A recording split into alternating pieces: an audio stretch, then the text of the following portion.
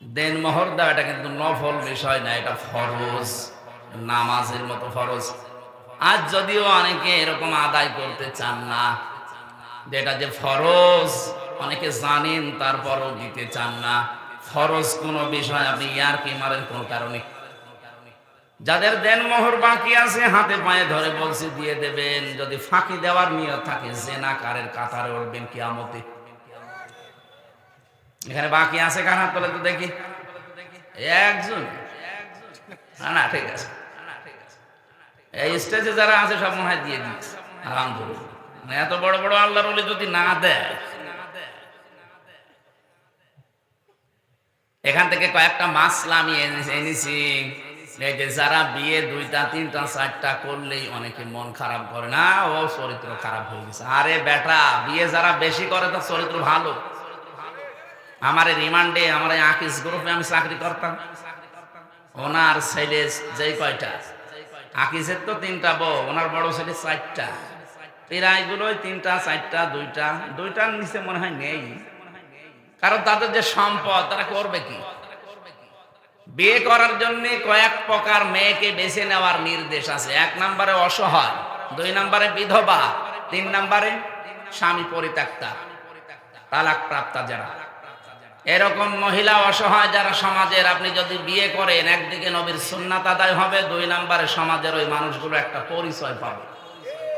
কারো চেহারায় মুগ্ধ হয়ে অন্ধভাবে তাকে বিয়ে করবেন শুধু আনন্দের জন্য না। এই কারণগুলো যদি থাকে, সে যদি 2 2 3 3 4 4 বিয়ে করে ইনসাফ কায়েম করতে পারে, সেটা একটা আল্লাহর ওলি। আল্লাহর ওলি দেখার জন্য আপনি সে চট্টগ্রাম চলে যাচ্ছেন।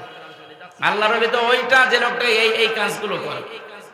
এই জন্য বহু বিবাহ, যদিও আমাদের এই ভারত বাংলাদেশ পাকিস্তানের সমস্যা, কিন্তু এই কাজটা কিন্তু খারাপ না।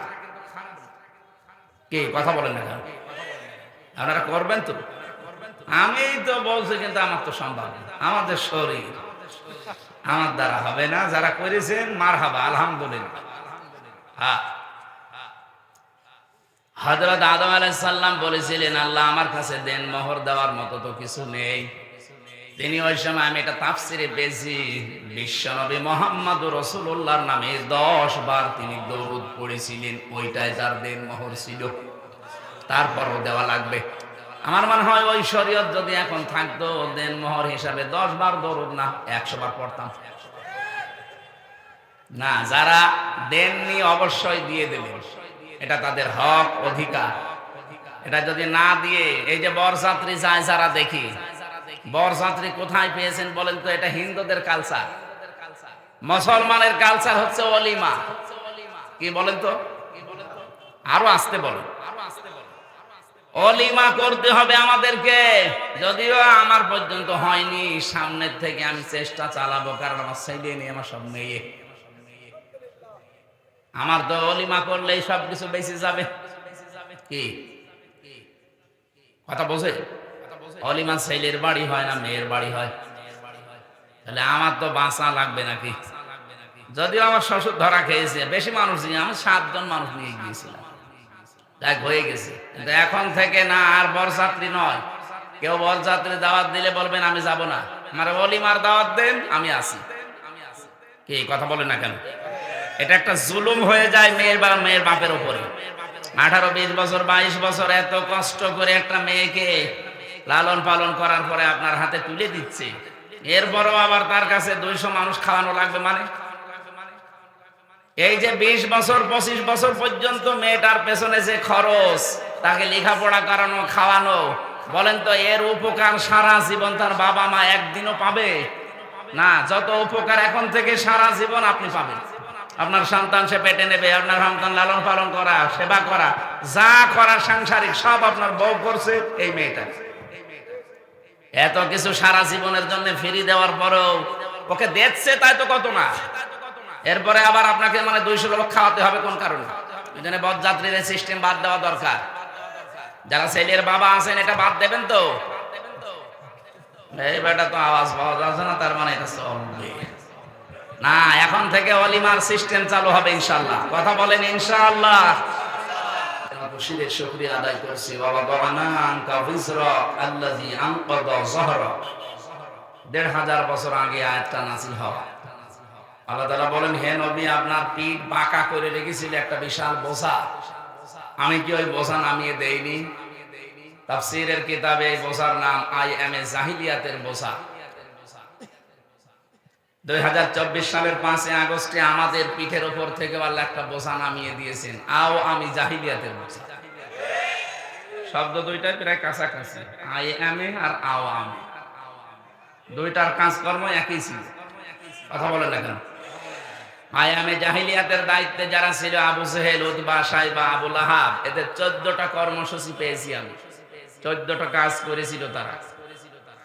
এই ১৫.৫ বছরে আওয়ামী জাহিলিয়াতে ১৫টা অপরাধ তারা করেছে। আমরা যদি আয়াতে থাকে সামনে বলবো ইনশাআল্লাহ। তার ভেতরে একটা শিক্ষা ব্যবস্থা তারা ধ্বংস করে দিয়েছে। আল্লাহ রাব্বুল আলামিন আয়ামে জাহিলিয়াত বলেন আর আওয়ামী জাহিলিয়াত শব্দ যেহেতু প্রায় কাছাকাছি, দুইটা থেকে আল্লাহ আমাদেরকে বাঁচিয়েছেন, আমাদের নবীকে এবং আমাদেরকে। খুশি হচ্ছি, এই জন্য বলছে আলহামদুলিল্লাহ। কোরআনে কারিমে আল্লাহ রাব্বুল আলামিন শিক্ষামূলক যে কথাগুলো দিয়েছেন তার ভেতরে এখন যেটা বলছি এটা আমাদের সামনে কাজে লাগবে। সূরা নমল 52 নম্বর আয়াত। এই কথা বলা যাবে না, একেবারে নিস্তব্ধ হয়ে যায়। খুব ভালো করে শুনবেন, আমরা 1 ঘন্টা মতো কথা বলবো ইনশাআল্লাহ। আল্লাহ পাক বলেন, ফাতিল কাবুতুহুম খাবিয়াতান বিমা যালামু ইন্না ফি যালিকা লাআয়াতাল লিকাউমিন ইয়ালামুন। আল্লাহ যারা এই আঙ্গুল দিয়ে এভাবে মানুষকে দেখাচ্ছেন, ফাতিল কাবুতুহুম, বাইতুন না বুয়ুত, বহু বচন দিয়েছেন। আল্লাহ পাক বলেন, এই সেই ঘরগুলো, এ তাদের ঘর, এই যে এই যে এই যে এই যে এই যে এই যে এইভাবে দেখাচ্ছেন। খাবিয়াতাম বিমা যালামু, জনশূন্য করে দিয়েছি, সার শূন্য করে দিয়েছি, উজাড় গৃহ বানিয়ে দিয়েছি তাদের জুলুমের কারণে। আয়াতটা নাযিল হয়েছে ১,৫০০ বছর আগে, ঘটনা আরো ১০০০ বছর আগের। হযরত লূত আলাইহিস সালামের জামানায় আল্লাহ এই কাহিনীটা ঘটিয়েছিলেন। এই ঘটনাটা আমাদেরকে কেন শোনাচ্ছেন? কারণ ওই জামানায় তারা যেই পাপে লিপ্ত হয়েছিল, ২০২৪-এর ৫ই আগস্টের আগ পর্যন্ত অনেকে এই পাপে লিপ্ত হওয়ার জন্য আন্দোলন করছে, সমকামিতা। আল্লাহর পুরা সিস্টেম পাল্টিয়ে ফেলেছে তারা। একজন পুরুষের আকর্ষণ হবে নারীর প্রতি, নারীর আকর্ষণ হবে পুরুষের প্রতি। এই সিস্টেম আল্লাহ দিয়েছেন নিজে। যুজ্জিনা লিন্নাসি হুব্বুশ শাহাওয়াতি মিনান নিসা, মানুষের কাছে আমি আকর্ষণীয় করে দিয়েছি, লোভনীয়, সুশোভিত, দেখলেই মানুষের আকর্ষণ হবে কয়েকটা জিনিস। তার ভেতরে স্ত্রী, তার ভেতরে কি? আল্লাহ পাক এখানে যুজ্জিনা লিন্নাসি হুব্বুশ শাহাওয়াতি মিনান নিসা দিয়েছেন, মেয়ে লোকের নাম।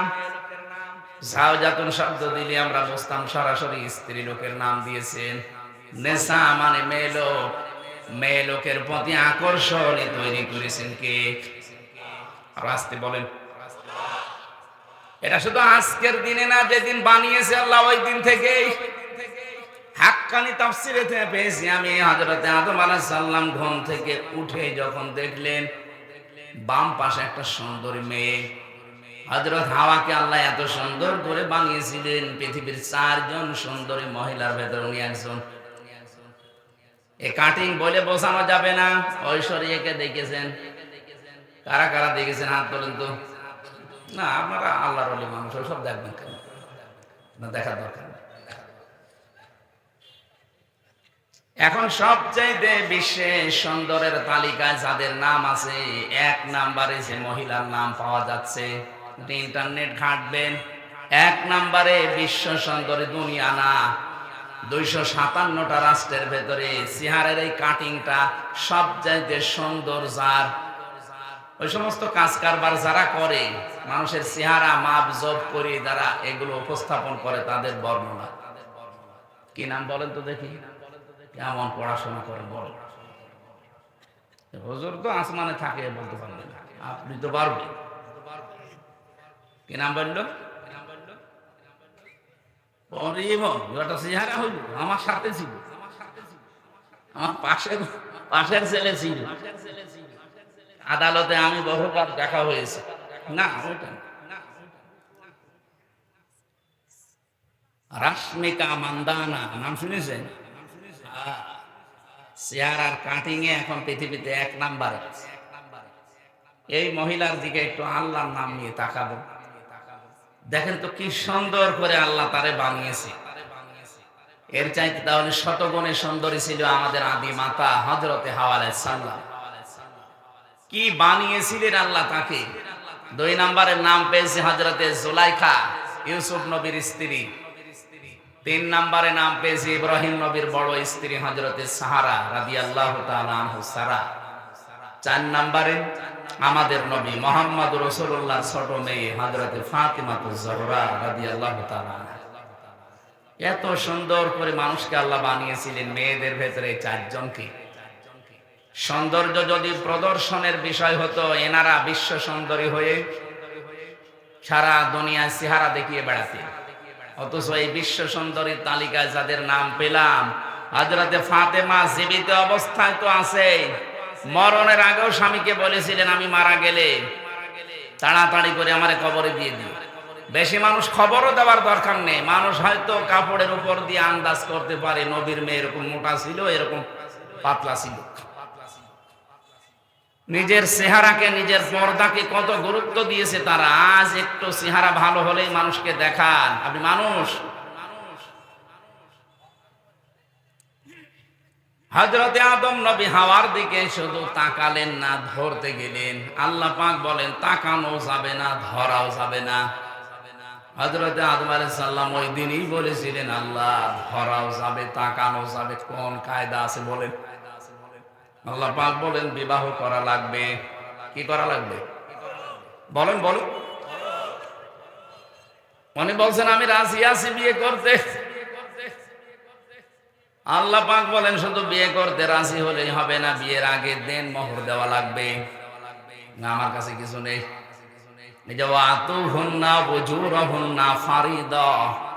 দেন মোহর দেওয়া এটা কিন্তু নফল বিষয় না, এটা ফরজ, নামাজের মতো ফরজ। আজ যদিও অনেকে এরকম আদায় করতে চান না, যেটা যে ফরজ অনেকে জানেন তারপরও দিতে চান না। ফরজ কোনো বিষয় আপনি ইয়ার কি মারেন কোন কারণে? যাদের দেন মোহর বাকি আছে হাতে পায়ে ধরে বলছি দিয়ে দেবেন। যদি ফাঁকি দেওয়ার নিয়ত থাকে জেনাকারের কাতারে উঠবেন কিয়ামতে। এখানে বাকি আছে কার হাত তোলে তো দেখি? একজন? না, ঠিক আছে। এই স্টেজে যারা আছে সব মনে হয় দিয়ে দিচ্ছে, আলহামদুলিল্লাহ। এত বড় বড় আল্লাহর ওলি যদি না দেয়, এখান থেকে কয়েকটা মাসলা আমি এনেছি। এই যে যারা বিয়ে 2টা 3টা 4টা করলেই অনেকে মন খারাপ করে, না ও চরিত্র খারাপ হয়ে গেছে। আরে বেটা, বিয়ে যারা বেশি করে তার চরিত্র ভালো। আমার রিমান্ডে, আমার আকিস গ্রুপে আমি চাকরি করতাম, ওনার ছেলে যেই কয়টা, আকিসের তো 3টা বউ, ওনার বড় ছেলে 4টা। প্রায়গুলোই 3টা 4টা 2টার নিচে মনে হয় নেই। কারণ তাদের যে সম্পদ, তারা করবে কি? বিয়ে করার জন্য কয়েক প্রকার মেয়েকে বেছে নেওয়ার নির্দেশ আছে। 1 নম্বরে অসহায়, 2 নম্বরে বিধবা, 3 নম্বরে স্বামী পরিত্যক্তা, তালাক প্রাপ্তা যারা। এরকম মহিলা অসহায় যারা সমাজের, আপনি যদি বিয়ে করেন একদিকে নবীর সুন্নাত আদায় হবে, 2 নম্বরে সমাজের ওই মানুষগুলো একটা পরিচয় পাবে। কারো চেহারায় মুগ্ধ হয়ে অন্ধভাবে তাকে বিয়ে করবেন শুধু আনন্দের জন্য না। এই কারণগুলো যদি থাকে, সে যদি 2 2 3 3 4 4 বিয়ে করে ইনসাফ কায়েম করতে পারে, সেটা একটা আল্লাহর ওলি। আল্লাহর ওলি দেখার জন্য আপনি সে চট্টগ্রাম চলে যাচ্ছেন। আল্লাহর ওলি তো ওইটা যে লোকটা এই কাজগুলো করে। এই জন্য বহু বিবাহ, যদিও আমাদের এই ভারত বাংলাদেশ পাকিস্তানের সমস্যা, কিন্তু এই কাজটা কিন্তু খারাপ না। কি কথা বলেন না? আপনারা করবেন তো? আমি তো বলছি, কিন্তু আমার তো সম্ভব না, আমাদের শরীর আমার দ্বারা হবে না। যারা করেছেন মারহাবা, আলহামদুলিল্লাহ। হ্যাঁ, হযরত আদম আলাইহিস সালাম বলেছিলেন, আল্লাহ আমার কাছে দেন মোহর দেওয়ার মতো তো কিছু নেই। তিনি ওই সময়, আমি এটা তাফসিরে পেয়েছি, বিশ্বনবী মুহাম্মদুর রাসূলুল্লাহর নামে 10 বার তিনি দরুদ পড়েছিলেন, ওইটাই তার দেন মোহর ছিল। তারপরও দেওয়া লাগবে। আমার মনে হয় ওই শরীয়ত যদি এখন থাকতো, দেন মোহর হিসাবে 10 বার দরুদ না 100 বার পড়তাম না। যারা দেননি অবশ্যই দিয়ে দেবেন, এটা তাদের হক, অধিকার। এটা যদি না দিয়ে, এই যে বরযাত্রী যায় যারা দেখি, বরযাত্রী কোথায় পেয়েছেন বলেন তো? এটা হিন্দুদের কালচার।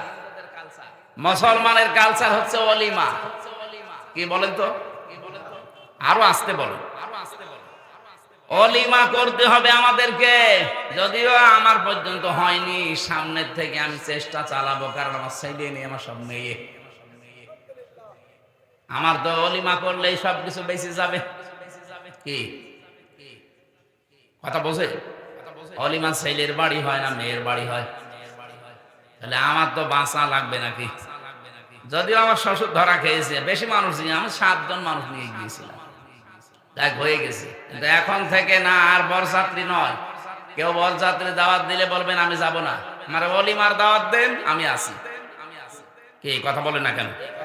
এটা একটা জুলুম হয়ে যায় মেয়ের বাপের উপরে। 18-20 বছর 22 বছর এত কষ্ট করে একটা মেয়েকে লালন পালন করার পরে আপনার হাতে তুলে দিচ্ছে, এরপরও আবার তার কাছে 200 মানুষ খাওয়ানো লাগবে। মানে এই যে 20 বছর 25 বছর পর্যন্ত মেয়েটার পেছনে যে খরচ, তাকে লেখাপড়া করানো, খাওয়ানো, বলেন তো এর উপকার সারা জীবন তার বাবা মা একদিনও পাবে না? যত উপকার এখন থেকে সারা জীবন আপনি পাবেন। আপনার সন্তান সে পেটে নেবে, আপনার সন্তান লালন পালন করা, সেবা করা, যা করা সাংসারিক সব আপনার বউ করছে এই মেয়েটা। এত কিছু সারা জীবনের জন্য ফ্রি দেওয়ার পরেও ওকে দেখছে, তাই তো কত না। এরপরে আবার আপনাকে 200 লোক খাওয়াতে হবে কোন কারণে? এই জন্য বরযাত্রীর সিস্টেম বাদ দেওয়া দরকার। যারা ছেলের বাবা আছেন, এটা বাদ দেবেন তো? এই বেটা তো আওয়াজ পাওয়া যাচ্ছে না, তার মানে এটা চলবে না। এখন থেকে অলিমার সিস্টেম চালু হবে ইনশাআল্লাহ। কথা বলেন ইনশাআল্লাহ। বরযাত্রী দাওয়াত দিলে একেবারে মুখের উপরে না করে দেবেন না, আমি ওই ছোট লোকের কাজে নেই, আমার অলিমার দাওয়াত দেন, দরকার আমার বউ নিয়ে যাও। কথা বলেন না কেন? আমার ভাইরা, আমি এখান থেকে যেটা নিয়ে আসার জন্য বলছিলাম, সেই পৃথিবীর শুরু থেকেই মেয়েদের উপরে আকর্ষণ তৈরি করেছেন কে? এটা এখন বিকর্ষণে পরিণত করে মহিলাই বিয়ে করবে। আজ 3 দিন আগে কুষ্টিয়ায় 2 জন মহিলা জিদ ধরেছে যে আমরা বিয়ে করব, যদি না দেন আমরা মরে যাব। তোমরা মেয়েরা বিয়ে করবে, তাই আমরা কি করছি? কি কথা বলেন? আমাদের কাজ কি? এই সমকামিতা এটা প্রমোট করছে এক শ্রেণীর মানুষ। ঢাকায় নাকি এখন শুনছি মানবতার অফিস নামে সমকামিতার অফিস তারা চালু করতে যাচ্ছে। না, এটা হতে দেওয়া যাবে না, এটা আল্লাহর কোরআন নিষিদ্ধ। এরা উল্টিয়ে ফেলেছে আল্লাহ সিস্টেমকে। এই জন্য আল্লাহ জর্ডানে একটা জায়গাকে ডেড সি বানিয়ে দিয়েছে, মৃত সাগর। এই দেশকে আল্লাহর গজব দিয়ে ঢেকে ফেলার জন্য অনেকে সূক্ষ্ম ষড়যন্ত্র করছে। এই 15.5 বছরের ভেতর এটার বীজ বপন হয়েছে। আমরা চাই না এই পাপটা এই দেশে জারি হোক। লূত আলাইহিস সালামের ঘটনাটার কাহিনী আমি এই জন্য ইঙ্গিত দিলাম। আল্লাহ বলেন এই সেই ঘরগুলো আল্লাহর অবাধ্যতায় পরিণত হয়েছিল। এই ঘরগুলো দেখেন, বিমা যালামু, তাদের জুলমের কারণে।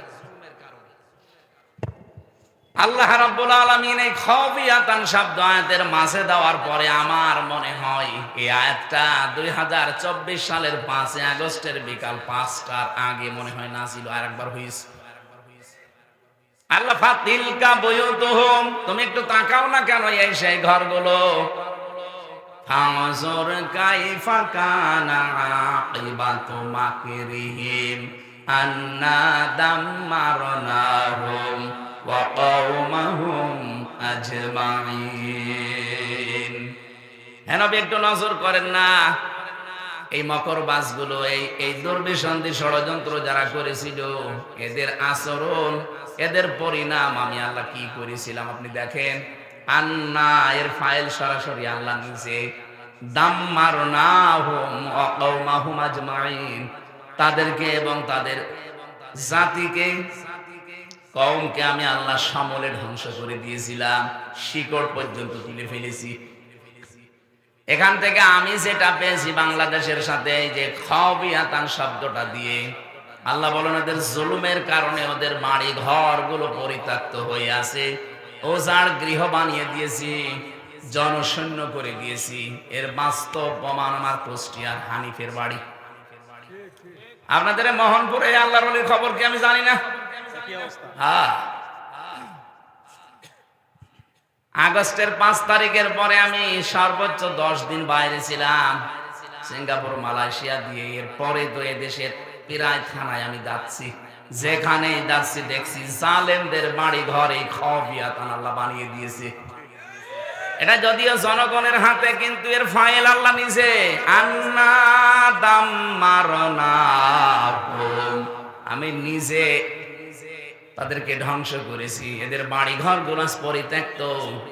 3 দিন আগের পত্রিকা, সব চাইতে দামি বাড়ি যেটা মানুষ শ্রমা খেত গিয়ে, এই বাড়ি এখন জাতীয় টয়লেট হয়ে যাচ্ছে। জামাতবদ্ধ হয়ে 8-9 জন একসাথে যাচ্ছে আর বিভিন্ন দিকে মুখ করে চালাচ্ছে। বলেন তো, এত দামি বাড়ি, এত দামি নামি জায়গা যদি আল্লাহ জাতীয় টয়লেট বানিয়ে দিতে পারে, এর পরের শব্দে লাম আছে, ইন্না ফি যালিকা লাআয়াতান। এখানে লামে তাকিদ। আল্লাহ বলেন এর ভেতরে নিদর্শন আছে, অবশ্যই নিদর্শন আছে। লিকাউমি ইয়ালামুন, যারা জ্ঞানী তাদের জন্য কি নিদর্শন। এত বড় বড় পাকা পাকা জালেমের বাড়িগুলো যদি আল্লাহ উজাড় গৃহ বানিয়ে দিতে পারে, আগামীতে যারা চেয়ারে বসবে এরাও যদি এরকম জালেম হয়, তাদের বাড়ি ঘর উজাড় গৃহ হয়ে যাবে। কি বোঝাতে চায় আমার মনে হয় আপনি বুঝাতে পেরে ফেলেছেন। এরপরেও যদি কেউ না বোঝার ভান করে থাকেন, সেদিন আপনার বাড়ি এরকম পায়খানা হবে, সেদিন টের পাবেন। এই জন্য যেন না হয়, কারণ জুলুমের এই জায়গাগুলো আল্লাহর কাছে অভিশপ্ত হয়ে যায়। যারা হজ করতে গেছে স্যার সহ জিজ্ঞাসা করেন, একটা জায়গা আছে একটু জোরে যাওয়া লাগে, গজবের জায়গা ওইটা। আবু জাহেলের বাড়ি পর্যন্ত গজবের জায়গা। জাতীয় টয়লেট নাই, ইন্টারন্যাশনাল টয়লেট বানিয়ে দিয়েছে আল্লাহ।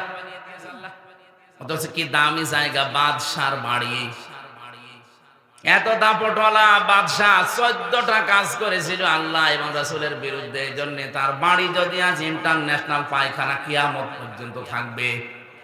15টা কাজ আপনি এক কাটি বেশি করে ফেলেছেন এই 15.5 বছরে। আমি বলবো যদি সময় থাকে সামনে, 15টা কাজ করার পরে আপনার বাড়িও দেখবেন জালেমদের বাড়ি আল্লাহ জাতীয় টয়লেট বানিয়ে দেবে। কারণ আছে। কাবা শরীফ তাওয়াফ করার পরে ওই উপরে গেলাম, হঠাৎ দেখছি পেটে আমার যন্ত্রণা ব্যথা করছে। পুলিশকে ডাক দিয়ে বললাম, ইয়া সাদিক তাল, এ ভাই এদিকে আসেন, বন্ধু এদিকে আসেন। বল কি? জিজ্ঞাসা করলাম আমার নিজের ওনার ভাষা দিয়ে, আমার পেটে তো ব্যথা করছে, এতক্ষণ তো ভালোই লাগছিল, ফার্মেসি কত দূর? আমার বলছে, ইয়া হাজিল হজ্জা তাই না বিলা দুকা। হাজি দেশ কোথায়? যে তুমি বাংলাদেশ। বাংলাদেশ থেকে এসেছি। আমার বলছে, হাজি জানেন না এটা কোন জায়গা? আমি না তো, আবু জাহেলের বাড়ি। আপনি এখনো পায়খানা না করে দাঁড়িয়ে আছেন, তাড়াতাড়ি করেন। পায়খানা করে এসে দেখি আমার পেটের ব্যথা ভালো হয়ে গেছে। আল্লাহ আমাকে জানাতে চাচ্ছে, হামজা এত টাকা খরচ করে আসলে আরে শয়তানের বাড়ি পায়খানা না করে চলে যাবা। আমার তো মনে হচ্ছে আগামী থেকে বাইরের দেশ থেকে যারা আসবে, জালেমদের বাড়ি ঘরগুলো আল্লাহ এরকম টয়লেট বানিয়ে দেবে। নাই তো বলেন তো, 7 জন 10 জন করে একসাথে যাচ্ছে, অবশ্যই কোনো কারণ আছে। হয়তো কারো পেটে ব্যথা, অথবা কারো চাপ বেশি। কথা বলছে না। জালেমদের জায়গাগুলো যেহেতু অভিশপ্ত হয়ে যায়, সত্যি সত্যি যদি কাজ করেন দেখবেন আপনি সুস্থ হয়ে গেছেন। আমার বাড়ি আপনার বাড়ি আবার যেন 5 বছর পরে এরকম জাতীয় টয়লেট হয়ে না যায়। আল্লাহ যেন আমাদেরকে বাঁচান এই জুলুম করা থেকে, বলেন আমিন। শব্দটা এত ভয়ঙ্কর শব্দ, জালেম যারা, কোরআনে কারীম আল্লাহ রাব্বুল আলামিন সূরা ইব্রাহিমে জানিয়েছেন, ওয়া আনজির বিহিল্লাযীনা ইয়াখাওয়ানদিরিন নাসা ইয়াওমা ইয়াতিহিমুল আযাব وأنذر الناس يوم يأتيهم العذاب فيقول الذين ظلموا ربنا أخرنا إلى أجل قريب نجب دعوتك ونتبع الرسل أولم تكونوا أقسمتم من قبل ما لكم من زوال বলেন আল্লাহু আকবার। এই আয়াতটা আরবিতে পড়লেই কেমন যেন আমার ভেতরে একটা কম্পন তৈরি হয়। বাংলাদেশের সাথে কত মিল। আওয়ালাম তাকুনু আকসামতুম মিন ক্বাবলু মা লাকুম মিন যাওয়াল। আল্লাহ পাক প্রশ্ন দিচ্ছেন, আরে ওরা কি বলতো না এর আগে যে আমাদের কোনো লয় নেই, ক্ষয় নেই, কোনো ধ্বংস নেই? 15.5 বছরের যা বলেছে আল্লাহ মনে হচ্ছে 15.5 বছরে কোরআনে কারিমে ওইগুলো দিয়ে দিয়েছে। সব কথার এক কথা, আমরা যাই করি যেন জালেম না হই, মাজলুম হই। কারণ মাজলুমের পক্ষে আমার আল্লাহ, কিন্তু জালেমের বিপক্ষে আল্লাহ নিজে মামলা দেবে। ইন্নামাস সাবিলু আলাল্লাযীনা ইয়াযলিমুনান নাস। সূরা শুরার 42 নম্বর আয়াতের প্রথম অংশে আছে, অবশ্যই আমি আল্লাহ নিজে অভিযোগ দেব, মামলা দেব, কেস করব জালেমদের বিরুদ্ধে যারা মানুষের উপরে জুলুম করে। এখানে ইয়াজলিমুনাল মুসলিমুনা নেই, ইয়াজলিমুনা মুজারে এরা লাগে নাস দিয়েছেন, মুসলিমুনা দেয়নি আল্লাহ। মানুষ হয়ে যদি কেউ মানুষের উপরে জুলুম করে এবং করবে, অনেকে এখন করছে না কিন্তু নিয়ত করে আছে যে করব, সুযোগ পাই, এরকম নিয়ত অনেকের নেই। অনেকে এই নিয়ত করে অলরেডি বসে আছে যে একটু বসি আগে দেখেন কি করি। এই জন্য ইয়াজলিমুনা দিয়েছেন। বর্তমান ভবিষ্যতে, ভবিষ্যৎ বলতে কিয়ামত পর্যন্ত মানুষ হয়ে যারা মানুষের অধিকার নষ্ট করে, তাদের উপরে জুলুম করছে, করবে, তারা মামলার আসামি হামজার। কার? আপনি টের পাচ্ছেন কত কঠিন শব্দ এটা? আল্লাহ নিজে মামলা দায়ের করবেন। মামলার বাদী যত বড় হয়, শক্ত হয়, মামলা কিন্তু ওইরকম কঠিন হয়ে দাঁড়ায়। আমারা যদি কোনো সলিমদ্দি মামলা দিত, আল্লাহর কসম 3 দিনের বেশি আমি থাকতাম না। কারণ আমি যে জায়গায় ছিলাম, ক টাকা লাগবে আপনার? আকিজ গ্রুপ তো বাংলাদেশের 2-3 জনের ভেতরে একজন। আমাদের খতিব ছিলাম, যা চাইতাম ওরা তাই করতো। যে গাড়ি দিয়েছিল দেখেছিলেন না, কোটি টাকার উপরে দাম। এটা খতিবকে বাংলাদেশে এত টাকার গাড়ি দেয়, বাড়ি দেয়, কে দিয়েছে? ওরা সব করেছিল আমাকে দিন প্রচারের জন্য। বলেছিল যা লাগে সব করব, শুধু দিনের কথাগুলো প্রচার করবেন। টাকা পয়সা যদি কেউ দেয়, ওগুলো মাদ্রাসা বানাবো, ওখানে দিয়ে দেবেন। আপনার যা লাগে আমরা দেব। এখান থেকে একটা মাসলা বলি, এই যে দিনের প্রচারক যারা, বিশেষ করে দায়ী ইলাল্লাহ, এটা যদি ইখলাসের সাথে কেউ কাজ করে, যারা আজ বাংলাদেশে নাম করা বড় বড় আলেমের নাম নিয়ে যে 1,50,000 না হলে আমি যাব না, এদের পিটানো দরকার। কোন জায়গায় পেয়েছেন ভণ্ডামি? একটা মানুষ চলতে কয় টাকা লাগে? আমার নামে যারা এগুলো করেছিলেন বা করছেন, যদি আমি দেখিনি কোন জায়গায়, যদি পাই, আমি তো আজ পর্যন্ত কেউ 5 টাকা দিয়েছে না 2 টাকা দেখিও না। যার মাধ্যমে নিয়ে সে পকেটে যা দিয়ে দেয় তাই। যদি 5 লাখ দেয় ভালো, যদি 5 টাকা দেয় তাও ভালো। আমার 300 টাকাও দিয়েছে, 280 টাকা আমার খরচ। আমি ঝিনাইদা শৈলকুপায় গিয়েছিলাম, যাওয়া আসা, তখন যেতাম ওই ভ্যানে, বাসে, পরিমন নসিমনে। 300 টাকা দিয়েছে, খাওয়া দাবার দিয়ে সব মিলে 280 টাকা আমার খরচ, 20 টাকা বেশি। আর এখন সেই জায়গায় 20,000 30,000 দিচ্ছে, আমার কত লাগবে টাকা? যদিও জালেমরা এই 3টা বছরে আমার বাবাকে একেবারে ধ্বংস করে দিয়েছে। আকিজ গ্রুপের কাছে শুনলাম 32 লাখ টাকা নিয়েছে। বলেছে যদি টাকা না দেন আপনাদের কাছে ছিল আপনাদেরকেও জড়িয়ে দেবো। ওরা ভয়তে টাকা দিয়েছে। 1-2 টাকা না, মালিক আমারে বলছিল কয়েকদিন আগে যে আমাদের কাছে 32 লাখের উপরে 35 লাখ চেয়েছিল, দিয়েছি, এরপরও বলছে আর টাকা দেবেন না। মানুষের টাকা পায়। আর আমার বাবারে বলেছিল এই যে নিয়ে গেলাম, যদি মামলা থেকে বাঁচাতে চান কালকে 10 লাখ দেন। গ্রাম্য মানুষও ভয়তে 8 লাখ দিয়ে দিয়েছে। আরে 3 বছরে কতবার মামলা হাইকোর্ট পর্যন্ত তুলেছে। একটা মামলা সিএমএম কোর্ট, জজ কোর্ট, হাইকোর্ট কত টাকা লাগে জানেন? 32 বার তুলেছে মামলা। আমার 2 মামলায় যদি আমার মনে হয় 31-32 লাখ টাকা আমার বাবা চলে গেছে। আর এখন সেই মামলার আয়ু সেই ওসি কল দিয়ে বলছে হুজুর মাফ করে দিন। মাফ কিসের? আগে টাকা ফেরত দেন। মাফ করে দেবো, অসুবিধা না, আগে টাকা ফেরত দেন, এরপরে বলা আস্তাগফিরুল্লাহ ফেরত। কথা বলছেন এখন? শুধু আমার সাথে না, এই 15.5 বছরে যার সাথে যে অপরাধ করেছেন সে জামাত বুঝি না, শিবির বুঝি না, বিএনপি বুঝি না, যার সাথে অপরাধ আপনি করেছেন তার কাছে আগে ক্ষমা চাবেন আর তার ক্ষতিপূরণ দিয়ে দেবেন। আপনি তার ক্ষতিপূরণ দেবেন না, 15.5 বছরে আপনার কারণে লোকটা উপরে চেয়ারে উঠতে পারেনি। কি এরকম মানুষ নেই দেশে? আপনার কারণে লোকটার ব্যবসা বন্ধ হয়ে গেছে, আপনি চাঁদাবাজি করেছেন, মিথ্যা মামলা দিয়ে, মিথ্যা সাক্ষী দিয়ে ওর জীবন থেকে 8-10 বছর ধ্বংস করে দিয়েছে। খুন, গুম আর আয়না ঘর তো আছে। আমার ওই 10 দিনে আমি আয়না ঘরে সাথে গেছি, এত বড় বড় নখ হয়ে গেছে এক একজন, এত বড় বড় নখ, মনে হচ্ছে যে দাড়ি গোপ চুল জঙ্গল থেকে আসতেছে। কিন্তু প্রতিদিন পাইনি, কয়েকদিন শুধু পেয়েছিলাম। এই মানুষগুলো এই নখ দিয়ে দেখতাম এই খুশিয়ে খুশিয়ে লিখেছে দেওয়ালের সাথে, আর ভাঙা ভাঙা অক্ষরে লিখা আছে, ভাই কেউ যদি বাইরে যেতে পারে এই নাম্বারে একটু বলবেন যে এই নাম্বারের লোকটা বেশি আছে।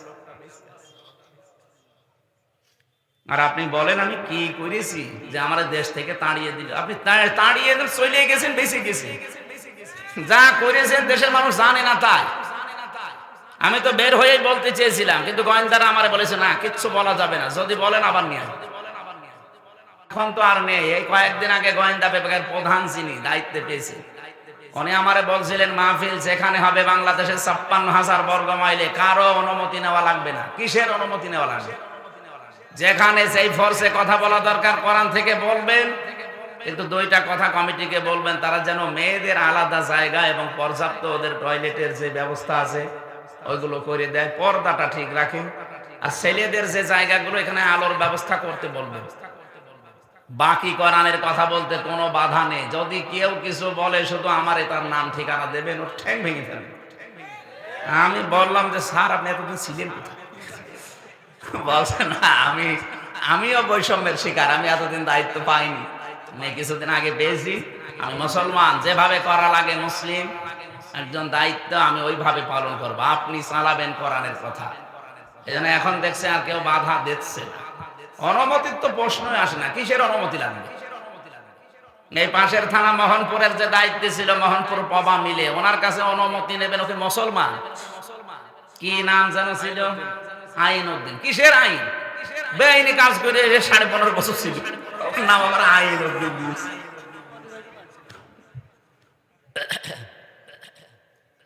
এই 15.5 বছরে যারা এমপি আর মন্ত্রী আর উপজেলা চেয়ারম্যান ছিল, যদি কেউ আমার সামনে বলেন সাবেক এমপি সাবেক মন্ত্রী, আপনার দাঁত মুখ খুলে ফেলবেন। এই সমস্ত অবৈধ মানুষের চোর গুলোকে আপনি কোন কারণে বলবেন? আরো বলা লাগবে 15.5 বছরে এমপি হয়ে, মন্ত্রী হয়ে, উপজেলা চেয়ারম্যান হয়ে যা রাষ্ট্রের টাকা পয়সা বেতন নিয়েছেন ওইগুলো টাকা ফেরত দিয়েছে, কারণ ওগুলো আমাদের টাকা। এই কথা বলছেন না কেন? বেগম পাড়া বানায়, সাহেব পাড়া বানায়, আর আমরা কি ঘাস কাটছি? টাকা ফেরত দেওয়া লাগবে, না তো কোনো মাপ নেই। এই জন্য যার কাছে যে অপরাধ করেছেন তার কাছে যে স্বীকার করবেন আর তার ক্ষতিপূরণ দিয়ে দেবেন। আমার বাপকে বলে দিয়েছি যে এখন যদি কেউ আসে বলবা যে 32 লাখ টাকা দাও, এরপর আস্তাগফিরুল্লাহ, কোনো অসুবিধা নেই। কয়েকদিন আগে আমি সিরাজগঞ্জ গোলচত্বরা হোটেলে খাবার খাচ্ছিলাম। তার প্রায় এই যে আগস্টের 10 দিন আগে, আগস্টের 5 তারিখে বিপ্লব, 10 দিন আগে মতো আমার এই বগুড়ায় মাহফিল ছিল। ওই ওসি আমার 2 কিলোমিটার তাড়িয়েছে এই ধানের ক্ষেতের ভেতরে, পা মা কেটে, অথচ কিচ্ছু না, উনি উঠতে দেবে না।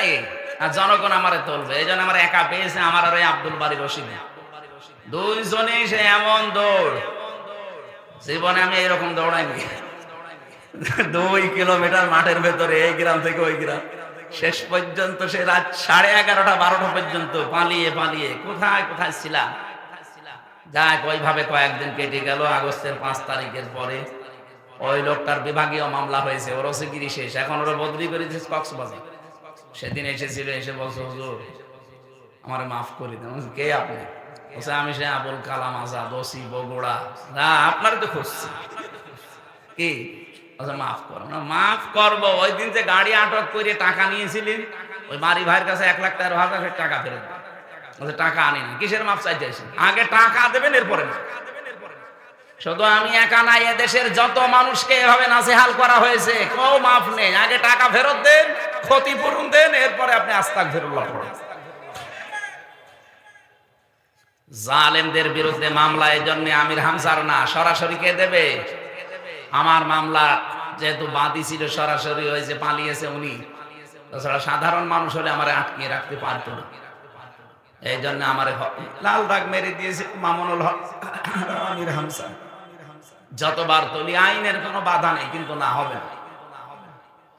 অথচ ওই মামলার সব খারিজ করে দিয়েছে কয়েকদিন আগে, সব খারিজ হয়ে গেছে। আমি মনে করলাম যে জিজ্ঞাসা করি মাননীয় আদালত, এত 3 বছর আপনার কাছে ছিল, তখন বললেন না এটা জামিন দেওয়া যায়, জামিন অযোগ্য। এখন বলছেন এই মামলার কোনো গ্রাউন্ড নেই, কি কি দেখে বিচার করবো, কোনো মাল ম্যাটারেস নেই। যা, উনি এই কথাই বলতো যে স্যার আমার হাত বাঁধা ছিল, কথা বলেন এটা। এখন হাত খোলা আছে, আমি যতটুকু পারছি ন্যায় বিচার। আমার মনে হয় বাংলাদেশে এখন যারাই দায়িত্বে আছে, সামনে আসবে, কারো যেন হাত বাঁধা না থাকে, সবার হাত আবু সাইদের মতো খোলা থাকবে ইনশাআল্লাহ। এটা যদি সত্যিই থাকে তাহলে কিছু না কিছু ন্যায় বিচার পাওয়া যাবে। আর পূর্ণাঙ্গ ন্যায় বিচার কায়েম করতে হলে ওমান হাকামা বিহি আদালা, কোরআনের বিচার লাগবে। এটার বিকল্প কিচ্ছু নেই। দুনিয়ার যত সুন্দর আইন দিয়ে বিচার ব্যবস্থা চালান, ন্যায় বিচার কায়েম করা সম্ভব না। প্রশ্ন আসতে পারে পৃথিবীর উন্নত রাষ্ট্রগুলো ন্যায় বিচার না, কে বলিস? আমি সিঙ্গাপুরে গিয়েছিলাম। কাফেরকে কাফের বলা যাবে না, ওটা কাফের না, ওরা কাফেরকে কাফের বলা যাবে না, এই নিয়ম ওদের। আমি জানতাম না, আমি কাফেরের বিরুদ্ধে কথা বলেছিলাম, আমার নামে ওরা সেই উল্টা পাল্টা কত কিছু করেছে কয়েকদিন। হ্যাঁ, আমাদেরকে কাফের বললো। ও শয়তানরা জাতে মাতাল হলো, তাহলে ঠিক আছে। কাফের আমার বোঝে, কুফরি কাজ করছে, জুলুম করছে, কিন্তু জালেম বলা যাবে না। কুফরি করছে, কাফের বলা যাবে। এই জন্য না, ন্যায় বিচার ওখানেও নেই। যেহেতু যেটা সঠিক ওইটা তুলে ধরতে না পারলে সেই জায়গায় জুলুম হয়, সেই জায়গায় কি হয়, এটা এখানে রাখা দরকার। এই মাথায় না দিয়ে কেউ যদি পায়ের কাছে রাখে, টুপির উপরে জুলুম। এই কথা বললেন না কেন? যে জায়গায় যেটা রাখা দরকার উচিত, ওটা যদি ওখানে না রেখে কেউ অন্য জায়গায় রাখে, তাহলে তার উপর কি হয় বলেন বলেন? কোরআন শরীফ রাখা দরকার বাংলাদেশে সবার উপরে। কালিমাতুল্লাহি হিয়াল উলিয়া, আল্লাহর কথা থাকবে সবার উপরে, সবার উপরে বাংলাদেশের সংসদ। সেই জায়গায় এটা না নিয়ে অন্য কিছু যারাই নিয়ে যেতে চায়, তারাই কোরআনের সাথে জুলুম করে। এক কথা বলুন। আর একটা জুলুম আল্লাহর সাথে চলছে, সার্বভৌম ক্ষমতার মালিক আল্লাহ। এটা অনেক মানুষ এমনি এমনি মনে মনে বলে, কিন্তু বাস্তবে দেখাতে গিয়ে বলে না। ক্ষমতার উৎস জনগণ, এটা একটা শিরিক। এই বাংলাদেশে সূক্ষ্ম শিরিক তুলে দেওয়া লাগবে। বাংলাদেশ জামাত ইসলামী এইটা বিশ্বাস করে না যে ক্ষমতার উৎস জনগণ, ক্ষমতার উৎস আল্লাহ। এই কারণে তাদের নিবন্ধন পর্যন্ত বাতিল করে দিয়েছে জালিমরা। তারা আল্লাহর পরীক্ষায় উত্তীর্ণ হয়ে নিবন্ধন বাতিল হয়েছে, তারপরেও ডন্ট কেয়ার, কিছুই মনে করেনি। চিন্তা ভাবনাও তাদের ছিল না, যে যা করবে করুক, আমরা এটার উপর থেকে টলবো না, কারণ এটা আমার বানানো না। আন্নাল কুওয়াতা লিল্লাহি জামিআ, সব ক্ষমতার উৎস কে? আরো জোরে বলেন। এটা যদি জামাত ইসলামের হয়, তে আপনি কি, আপনি টুপি মাথায় দেন না, আপনি মুসলমানের নাম রেখেছেন, আপনি তো মরে গেলে জামাতের কবরে দেওয়া হবে। এই জন্য যাদের এই বিশ্বাস আছে, আপনি আজকে থেকে এই বিশ্বাস পাল্টান। অথচ এই মজলুম দলটার উপরে আজ সারা বাংলাদেশে এক শ্রেণীর নামে আলেম, কি কি পড়ে আলেম হয়েছে জানি না, এই মানুষগুলো এই মাজলুম মানুষদের উপর একটা তহমত লাগিয়ে দিয়েছে যে এদের আকীদা খারাপ। এটার উপর একটা জুলুম। কখনো এই কথা আর বুঝে শুনে বলবেন না। 5টা কথা 5টা বই পড়া পড়েছেন কোনোদিন আপনি এদের? আপনি আকীদা খারাপ বলেন মানে? আপনার এত ভালো আকীদাতে ফাঁসির দড়িটা গলার কাছে আসলে তখন আকীদা টের পাবেন। অথচ যে মানুষগুলোর বলেন আকীদা ভালো নেই, এ মানুষগুলো ফাঁসির দড়ি গলার কাছে নিয়ে 3 ঘন্টা ঘুমিয়েছে। আমার নিজের সাক্ষী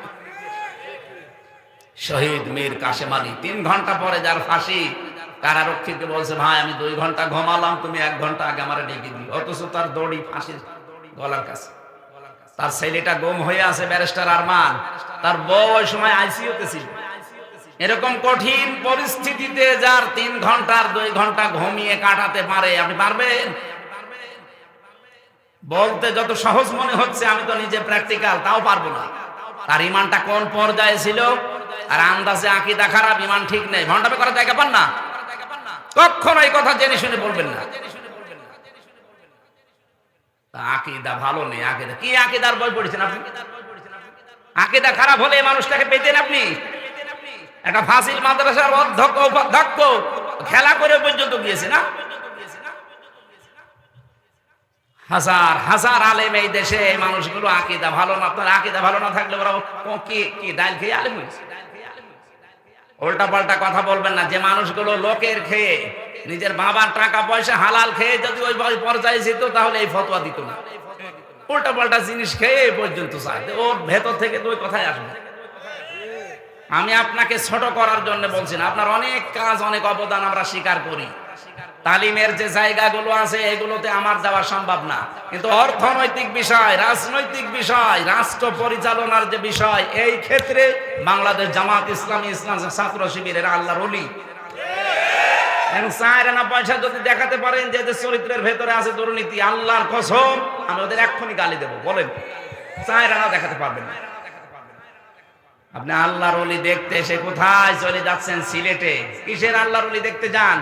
আল্লাহর ওলি তো ওই লোকটা, যে লোকটা তার লেনদেনে স্বচ্ছ। 5টা গুণ লাগে আল্লাহর ওলি হওয়ার জন্য। 5 নাম্বার এটা, লেনদেনে স্বচ্ছ হওয়া লাগে। আর এই দেশে লেনদেনে স্বচ্ছ কে আপনি টের পাচ্ছেন না? বলেন তো। সত্যকে সত্য জানার পরও আপনি গোপন রাখবেন কোন কারণে? আমি কি বেশি বলে ফেললাম? আপনি একটা কথা প্রমাণ করেন যে হ্যাঁ এদের চরিত্রের ভেতরে কি কি খুঁত পেয়েছেন। এরা তো আর মাদ্রাসায় আপনার মতো 24 ঘন্টা পড়ে না। জেনারেল শিক্ষিত মানুষ একদম। একটা বিড়ি খায় না, একটা সিগারেট খায় না, একটা লাল পানি খায় না। আপনি বোঝেন এই ঝঞ্ঝা বিক্ষুব্ধ দুনিয়ায় টিকে থাকা কত কঠিন। আপনার চরিত্র কোন জায়গায় আপনি নিজেও জানেন না, অথচ এই মানুষটা যেটা সামনে করে সেটা পেছনেও করে, একই কাজ। আজ এই মোবাইলের মাধ্যমে কত মানুষ তার চরিত্র ধ্বংস করে ফেলছে। কথা বলেন না কেন? কত মানুষ এখানে দেখতে মনে হয় আসমান থেকে পালিয়ে এসেছে, অথচ মোবাইলে এমন দৃশ্য যেটা নিজে দেখলে আনন্দ লাগে, অন্য দেখলে লজ্জা পায়। এটা হারাম না? এই কথা বলেন না কেন? এই হারাম কাজ কার মোবাইলে আছে আমি জানি না, যার আছে এখনই ডিলিট করা লাগবে। হ্যাঁ ছেলেই বসো, ওরা বসিয়ে দেন। কি প্রসাব করা, পায়খানা করা আর বিড়ি খাওয়া ছাড়া কেউ যাবেন না। বিড়ি যদি খুব বেশি নেশা লাগে খেয়ে চলে যাবেন। কি এটা তো আর খুব বড় না। তারপরেও এখন হুজুররা আছে, অনেক এলাকায় দেখেছি ইমাম সাহেব বিড়ি খাচ্ছে। আমি সিলেটে পেয়েছি, কি গো ইমাম সাহেব বিড়ি খাচ্ছিল, বলছে ওটা বাদ দেন। এই জন্য খুব বেশি নেশা লাগলে খেয়ে আবার চলে আসবেন তাড়াতাড়ি। আবার সবার সামনে খেয়ে না। আর ওই যে যেটা উঠে চলে যাচ্ছিল, কি ওর কোন নাম্বারে দেন, ছেড়ে দিন, ছেড়ে দিন। ও তো এখনো আমার হয় ফুল হাতায় আছে, হাফ হাতা হয়েছে।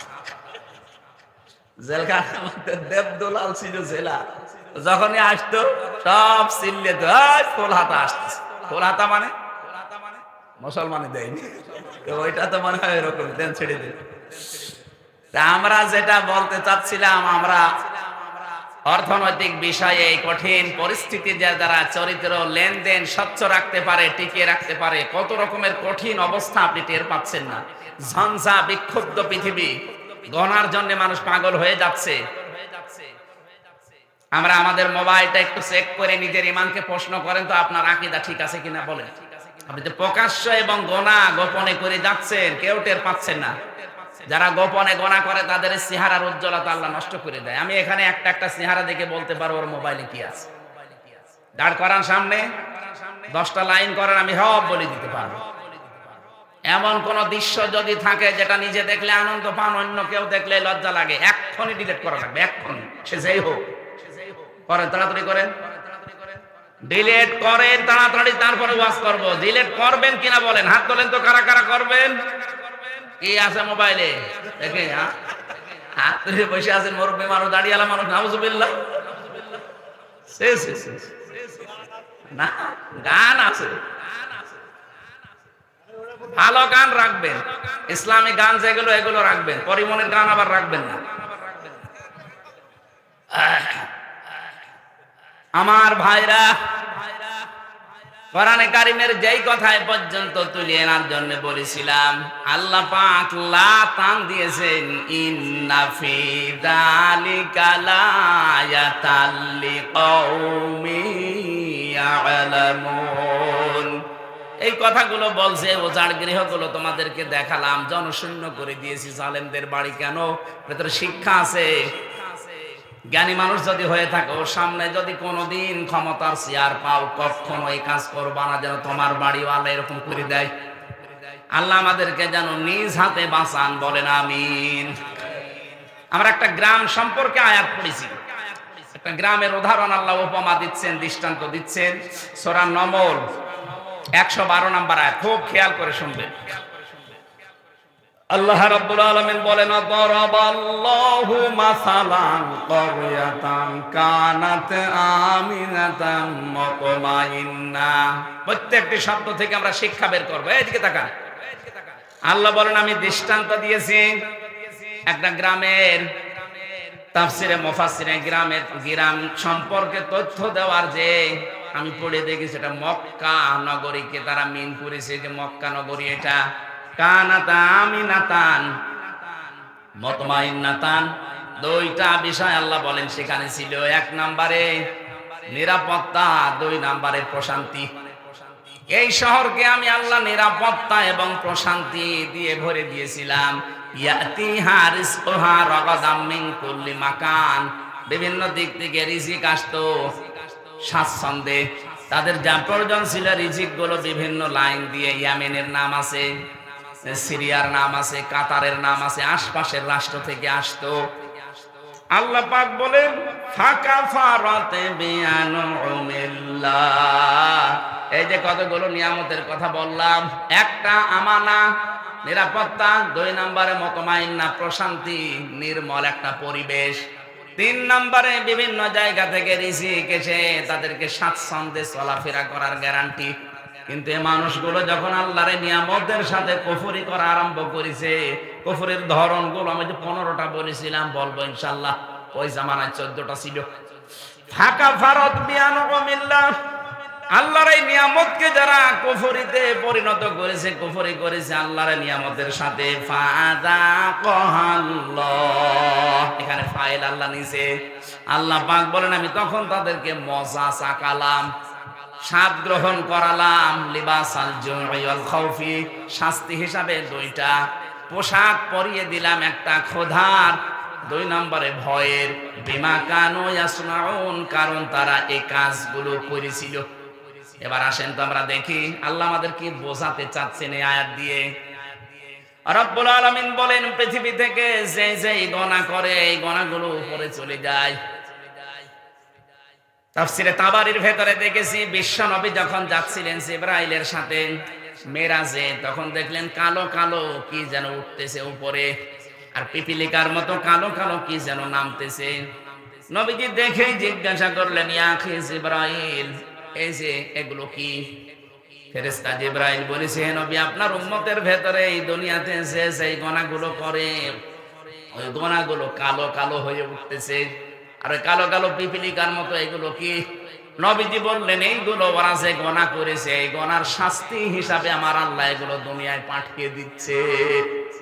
তাহলে গুনার কারণে আপনার ভাগ্য নষ্ট হয়, আপনার উপরে বিপদ আসে, এটা আমি বানালাম। সূরা রোমের 41 নাম্বার আয়াতটা এর দলিল, যাহারাল ফাসাদু ফিল বাররি ওয়াল বাহরি বিমা কাসাবাত আইদিন নাস লিইউযীকাহুম বা'দাল্লাযী আমিলু লাআল্লাহুম ইয়ারজিউন।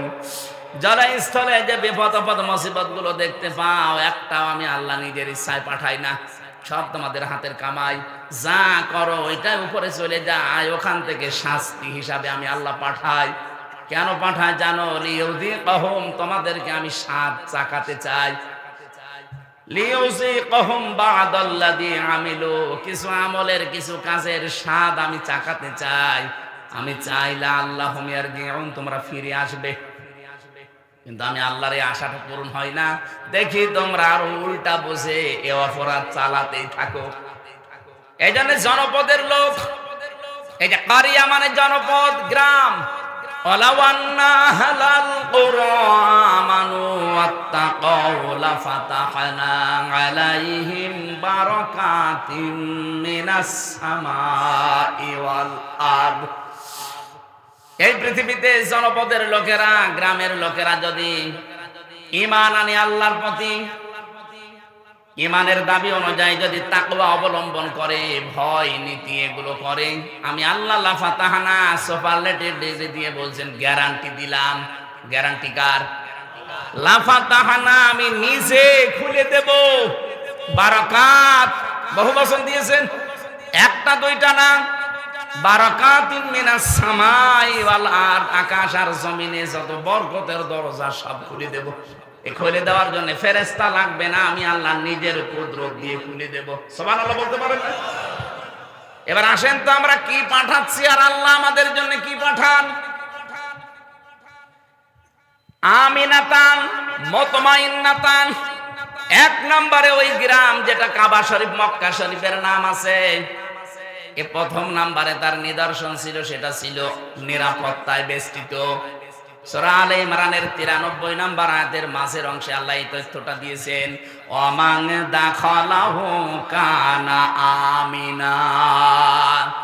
এই কাবায় কেউ প্রবেশ করলে, এরিয়াতে আসলে আল্লাহ তাকে নিরাপত্তা দিয়ে দেয়। রাজশাহীবাসী, খুব সূক্ষ্ম বিষয় এখানে একটা লুকিয়ে আছে। কাবার এলাকায় প্রবেশ করলে নিরাপত্তা দেয় কে? আরো জোরে বলেন কেন? ইন্না আউওয়ালা বাইতিন ফুদিআ লিন-নাস লাল্লাযী বিবাক্কাতা মুবারাকা ওয়া হুদাল লিল আলামিন। অবশ্যই পৃথিবীতে সর্বপ্রথম ঘর যেটা নির্মাণ হয়েছে তার নাম বাক্কা। বাক্কা মানে মক্কা, এটা প্রাচীন নাম। এই মক্কাতে যেটা আছে, এখানে দুইটা জিনিস আমি দিয়েছি, মুবারাকান, বরকতময় করে দিয়েছি, অহুদান, পথ নির্দেশ এখানে আছে। একটা কালো গ্লাভ দিয়ে ঢেকে রাখা ঘর, কি বরকত সেখানে, কি রাস্তা তৈরি করা আছে এর ভেতরে। তাফসিরে আমি প্রায় 19টা পয়েন্ট পেয়েছি এই বারাক, মুবারাকান আর হুদান, এই দুইটা শব্দের ভেতরে। এত বরকত আল্লাহ দিয়েছেন আমাদের জাতির পিতা হযরত ইব্রাহিম আলাইহিস সালাম। ওই যে ছোটবেলায় যখন তার সন্তানকে কাবার পাশে রেখে গিয়েছিলেন, ওই সময় তিনি দোয়া করেছিলেন, মাবুদ আমার এই সন্তান আদি এখানে রেখে গেলাম, এদেরকে তুমি গোশত এবং দুধ, কি বললেন, গোশত এবং দুধ, এই দুইটার বরকত ঢেলে দিও। ওই দিন জাতির পিতার দোয়া কিয়ামত পর্যন্ত চলতেই থাকবে, এখনো আছে। ওরা কাবার এলাকা, মক্কাতে আপনি দেখবেন কোনো ফসল হয় না, কিন্তু গোশত আর দুধের কোনো অভাব নেই। উটের গোশত বলেন, ছাগলের গোশত বলেন, দম্বার গোশত বলেন, ভেড়ার গোশত বলেন, আর দুধ যাদের নাম বললাম এদেরও দুধ হয়। উটের দুধ, ছাগলের দুধ, গরুর দুধ, মহিষের দুধ, যাই বলেন। অথচ কোনো খাবার এখানে তৈরি হয় না, দুধ আর গোশতের কোনো অভাব এখনো নেই, কিয়ামত পর্যন্ত হবে না। এটা জাতির পিতা ইব্রাহিমের দোয়ার ফসল। কি বাবা পেয়েছিলাম, এক দোয়ায় চলছে। আর আমরাও এমন বাবা পাই, কি দোয়া করে খালি হোকা খাই। আপনি দেখেন না কি জোরে হোকা খাচ্ছে। এই শব্দটা নিয়ে আজ যারা ভেজাল বাঁধিয়েছেন তারা নিরসন করবেন। আমেরিকার স্টাইলে অনেকে আজ জাতির পিতা 8-10 জন 15-20 জন বানাতে চাচ্ছেন না। দুইটার একটা আমার মানি না, কারণ এটা ফায়সালাকৃত বিষয়। জাতির পিতা একজন, তার নাম ইব্রাহিম, এটা আল্লাহ বানিয়ে দিয়েছেন। মিল্লাতা আবিকুম ইব্রাহিম হুয়া সাম্মাকুমুল মুসলিমিন। তোমাদের জাতির পিতা ইব্রাহিম, কারণ তিনি তোমাদের নাম মুসলমান রেখেছেন। এখানে হুয়ার ফাইল হয় আল্লাহ না ইব্রাহিম। কি হুজুর, ফাইল আমি দুইটা পেয়েছি, হয় আল্লাহ আমাদের নাম মুসলিম রেখেছেন, অথবা আমাদের পিতা যিনি জাতির পিতা ইব্রাহিম নবী, এই নামটা আমাদেরকে দিয়েছেন। কি সুন্দর বাবা, দেখেন তো, অর্ধবোধক একটা নাম সন্তানের রেখে দিলেন, মুসলিম, আত্মসমর্পণকারী। আর আমরা এখানে কহু বাবা বসে আছি, সন্তানের নাম এমন ভাবে রেখেছে, ও কি হিন্দু নাম না মুসলমান নাম, ও ছাতা বোঝা যায় না। কি নাম রেখেছেন আপনি বলেন তো? কিসের নাম রাখলেন আপনি? একজন মুসলমান দাবি করছেন, আর ছেলের নাম, মেয়ের নাম, ও কি হিন্দু না মুসলমান? বোঝা যাবে না। বলে না ওনারা জেনারেল শিক্ষিত, বুঝতে পারে না। আরে ভাই, জিয়াউর রহমান জেনারেল শিক্ষিত মানুষ ছিল না? কি সুন্দর নাম দেখেন তো ছেলে দুইটা, আরাফাত, তারিক। তারিক জিয়া বলেন, তারিক রহমান বলেন, একই বিষয়।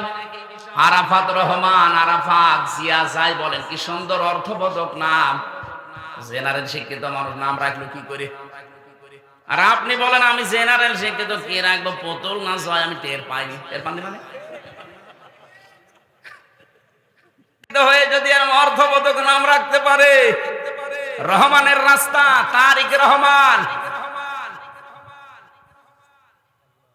আরে নাম শুনলেই কিয়ামতে হয়তো আল্লাহ বলবে যে ঠিক আছে, যা কিছু যখন পেলাম না, নামের ওসিলায় মাফ করে দিলাম।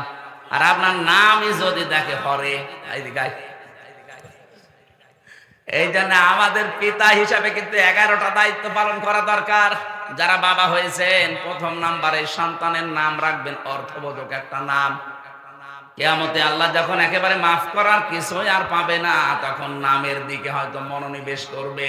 এটা হাদিসে আমি পেয়েছি। কিয়ামতে আল্লাহ ডাক দিবে মরিয়ম, হাজারো মরিয়ম খাড়া হয়ে যাবে। রব্বুল আলামিন বলেন, আমি এত মরিয়মকে চাই না, আমি ঈসা নবীর মা মরিয়মকে ডাক দিয়েছি। মরিয়ম নামের মেয়েরা বলবে, রব্বুল আলামিন তুমি তো আর বলার সময় বলনি ঈসা নবীর মা মরিয়ম কোথায়? ডাক যখন দিয়েছো দুনিয়ায় তো শুনি নাই তোমার কথা, আজকে মনে করলাম একটু সাড়া দেই। আল্লাহ পাক বলেন, ঈসা নবীর মা মরিয়মের সাথে যাদের মিল আছে, যাও জান্নাতে চলে যাও। এজন্য অর্থবোধক নাম রাখা এটার বাবার আর মায়ের দায়িত্ব। যদিও আমরা অনেকে এটা বেখেয়াল রাখতে পারি না। আবার শুধু অর্থের দিকে কোরআনের শব্দ দেখেই নাম রাখবেন না। সেদিন বলেছিলাম না, একজন কুষ্টিয়ার বড় বাজারে নাম রেখেছে মিহাদ স্টোর। কি গো, কি এ নাম কার? বলছে আমার ছেলের নাম। মিহাদ মানে কি? বলছে কোরআনে পেয়েছি বিসাল মিহাদ। আরে বেটা, এটা নিকৃষ্ট জায়গা, জাহান্নামের এটা নিকৃষ্ট জায়গা। এই জন্য অর্থবোধক নাম রাখবেন। আমি যেটা বলছিলাম, আমাদের জাতির পিতা একটা দোয়া করেছিলেন, আল্লাহ এই নিরাপত্তার শহরে তুমি গোশত এবং দুধের কোনো অভাব কিয়ামত পর্যন্ত দিও না। আল্লাহ দেবেও না।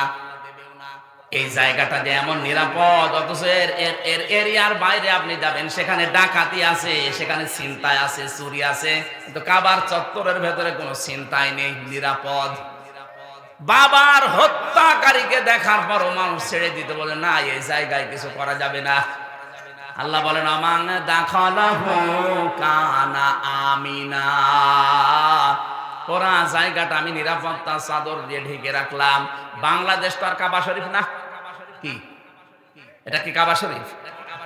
তাহলে এই জায়গা যদি নিরাপদের শহর বানাতে হয়, এটা তো 6010 কিলোমিটার দূরে। বাংলাদেশটা সেই সৌদি আরব থেকে 6000 কিলোমিটারের উপরে। এই জায়গাটা, এই 56,000 বর্গ মাইলের দেশটা যদি আন্তর্জাতিক বিভিন্ন যে চক্রান্ত চলছে, ষড়যন্ত্র চলছে, বিশেষ করে আমাদের প্রতিবেশীদের, এদের চক্রান্ত থেকে বাঁচাতে শান্তি, স্বস্তি, নিরাপত্তা দিয়ে যদি ঢেকে রাখতে হয়, কাবা শরীফের এরিয়ার মতো অবশ্যই কোনো কাজ আছে। কি সূরা আনামের 82 নম্বর আয়াতে আল্লাহ এই কাজটা দিয়েছেন। আল্লাযীনা আমানু ওয়া লাম ইয়ালবিসু ঈমানাহুম বিযুলমিন উলাইকা লাহুমুল ইলা আখিরি আয়াত।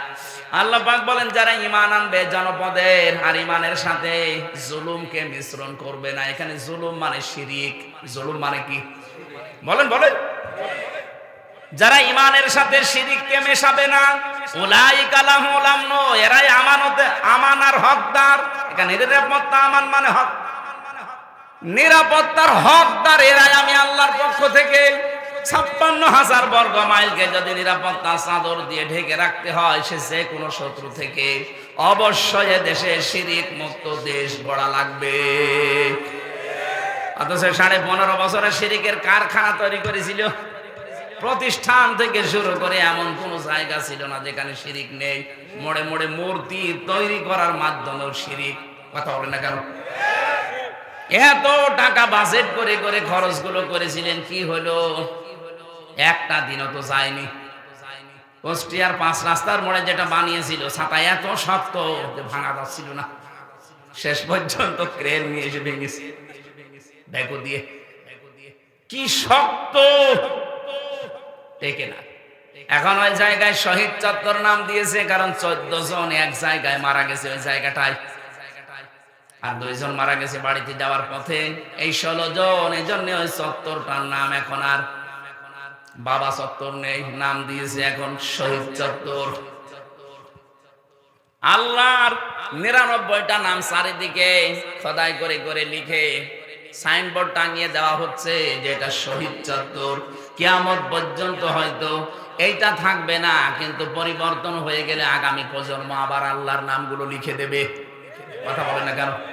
মানুষ কুষ্টিয়ার শহরে ঢুকতে দেখবে যে আল্লাহর নামগুলো চোখে পড়লে যদি বলে ইয়া রহমানু, একবারে 10টা নাকি হয়ে যাবে। আর যদি দেখতো দেখে দাঁড়িয়ে আছে আল্লাহর ওলি, ও দেখলেই বড় দোয়া করতো যে আর কাজ পাওনি।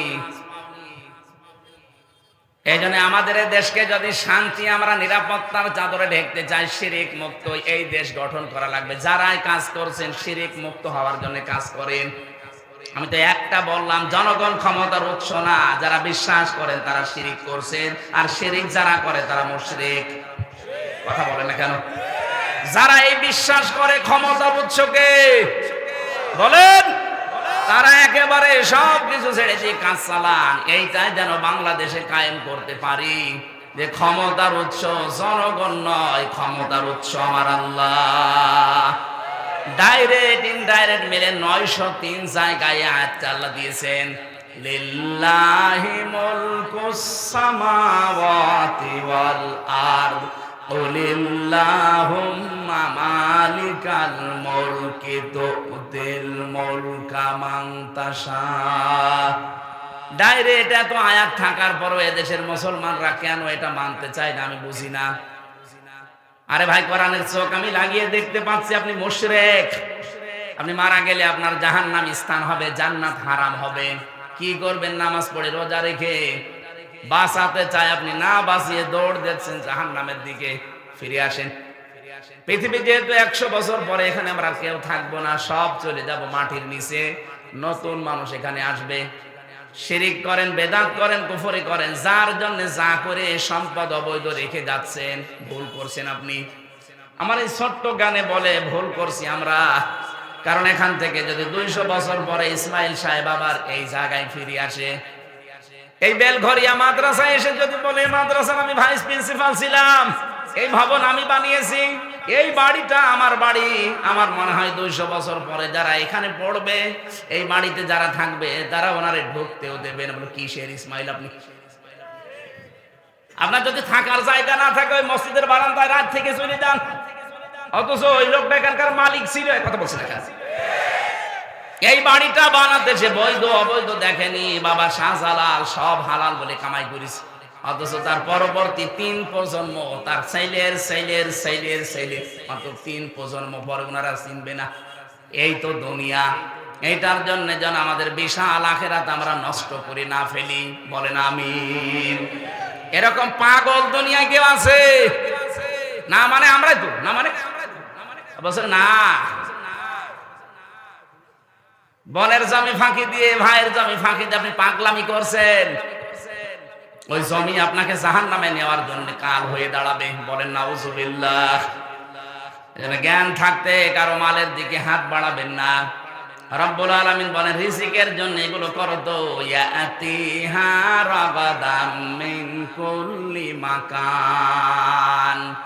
তোমাদের রিজিক আমি আল্লাহ যেভাবে নিয়ে এসে দিয়েছিলাম, বাংলাদেশের তুলনায় বিশ্বের অনেক দেশে আমি তো ঘুরলাম, কত বড় বড় বিশাল দেশ, অথচ জনগণ এত বেশি নেই।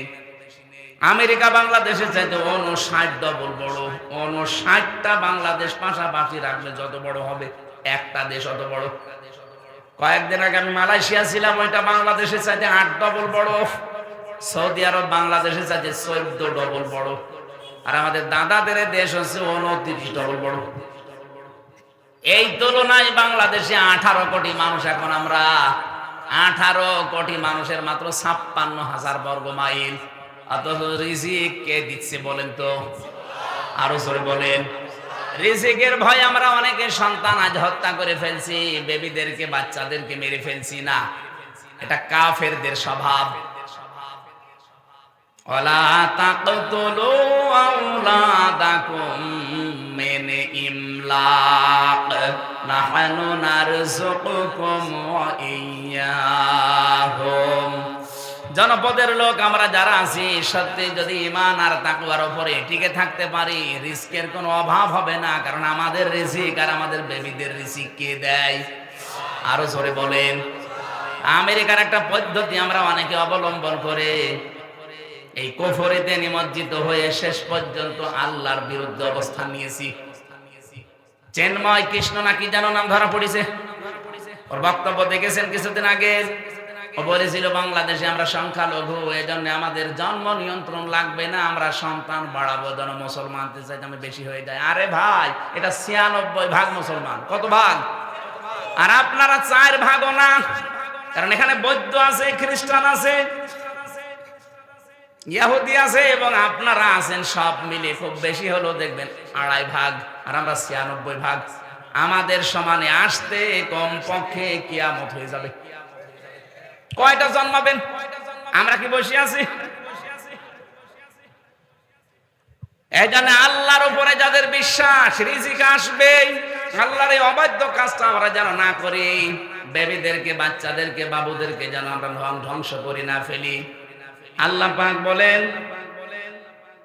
এই মানুষগুলো যখন আল্লাহর এই নিয়ামত, শান্ত, শিষ্ট, নির্মল এই শহরে বসবাস করার পরেও যে মানুষগুলো জুলুমের পথ বেছে নিয়েছিল, ওই জামানায় আল্লাহর বিধানে হাত দিয়ে সীমা লঙ্ঘন করেছিল, বিশেষ করে ওই জামানায় নবীদের উপরে তারা অত্যাচার চালিয়েছে। আমার নবী মুহাম্মদ রাসূলুল্লাহকে পর্যন্ত দেশে থাকতে দেয়নি, তাকে পর্যন্ত তাড়িয়ে দিয়েছিল।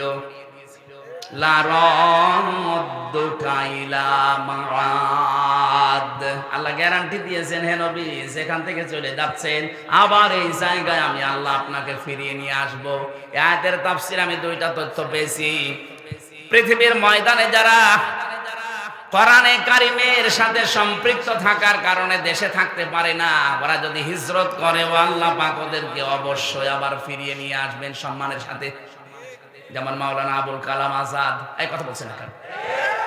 আরো কত মানুষ আছে, আমি নাম নিলাম না, যারাই কোরআনের জন্য নির্যাতিত, নির্বাসিত হয়েছেন, তাদেরকে আল্লাহ রাদ্দুকা ইলা মাদ ফিরিয়ে আনবে, অপমান না, সম্মানের সাথে।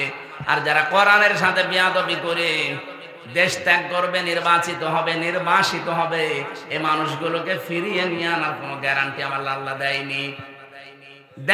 তার প্রমাণে চেঙ্গিস খান, লক্ষণ সেন পালিয়েছে, আজ পর্যন্ত ফিরে আসেনি, আসবেও না কিয়ামতের আগে। কথা বলেন না কেন?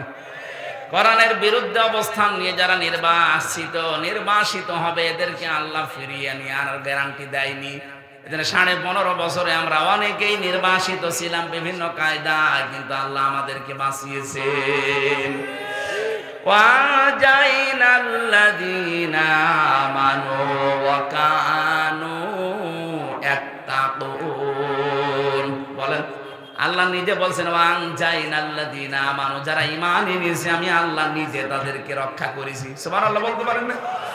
এজন্য জালেম যারা 3 মাসে অনেকে আত্মহত্যা করছে, অথচ মুসলিম মানুষগুলো আজ 15টা বছর আত্মহত্যার পথ বেছে নেয়নি, টিকে ছিল।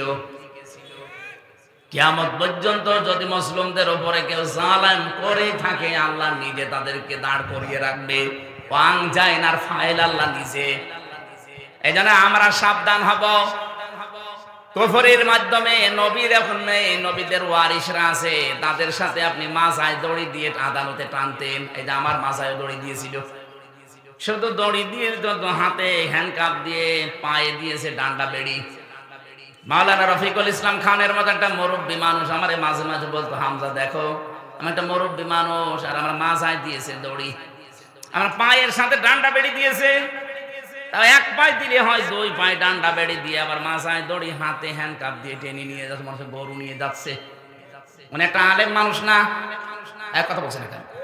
ওনার নামের আগে দেখবেন মাওলানা আছেন, কামিল পাশ, মাওলানা রফিকুল ইসলাম খান। আপনি আমার মতো ছোটখাটো হুজুরকে দিলেন, সে তো হুজুরদের উস্তাদ। এদেশে আলেমদের যে সংগঠন আছে, ওলামা পরিষদ আছে, তার সভাপতি তিনি। আর তার মাথায় আপনি দড়ি দিয়ে, হাতে হ্যান্ডকাপ দিয়ে, তাও ডান্ডা বেড়ি, খুব কষ্ট পেয়েছে লোকটা।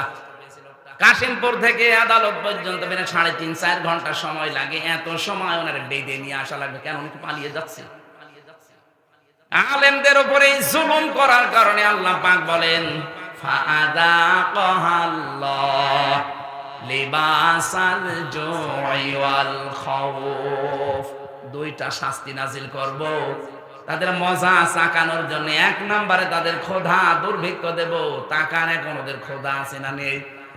যেই কয়জন আদালতে দেখতে পাচ্ছেন ক্ষমতা চিরস্থায়ী না, আদালতে নেওয়ার সময় মনে হচ্ছে কত রকমের ক্ষুধা ওদের ভেতরে।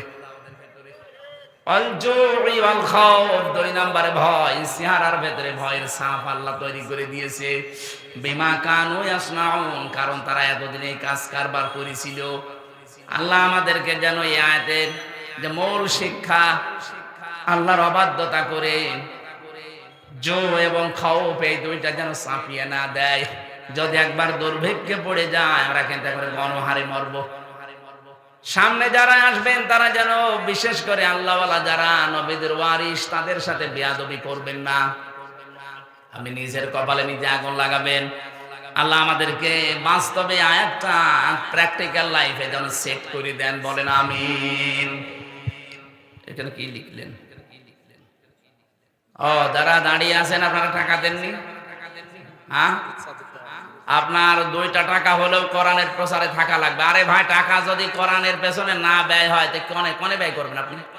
3 জায়গায় টাকা খরচ করলে হিসাব দেওয়া লাগবে না কিয়ামতে। একটা কোরআনের প্রচারে, 2 নম্বর পরিবারের জন্য, 3 নম্বরে জিহাদের ময়দানে দেন। এখানে যেহেতু কোরআন প্রচারে কাজ হচ্ছে, যারা যা দিয়েছেন, আর যারা যাচ্ছে 5টা টাকা হলো আপনার যেন থাকে, সামর্থ্য অনুযায়ী দান করবেন। বেশি সময় হয়ে গেল নাকি? ও, 9:30টার সময় দিয়েছিল, 9:45, মেলা সময় হয়ে গেছে। ওই যে আবার আরেকটা নিয়েছে, আমিও পারি না, ওরাও ছাড়ি না। আল্লাহু আকবার। ওখানে 10টায় ওঠা লাগবে, আর 15 মিনিট আছে। 10টায় যে পাবো ওখানে 20 মিনিট লাগবে, আর 15 মিনিট আছে। যারা টাকা পয়সা এনেছিলেন, যারা যাচ্ছে অবশ্যই দিয়ে দিন না, আগামী থেকে আবার নিয়ে আসবেন, আমরা কথা বলবো। এইভাবে 2-3টা করে নেয়, আমার তো বেঁচে থাকা লাগবে না। আল্লাহুম্মা আমিন। লা হাওলা ওয়ালা কুওয়াতা ইল্লা বিল্লাহিল আলিয়্যিল আযীম। আল্লাহুম্মা গফিরলি ওয়ারহামনি ওয়াহদিনি ওয়াফিনি ওয়ারযুকনি ইয়া রাব্বাল আলামিন। আল্লাহ যেই কথাগুলো বলতে চেয়েছি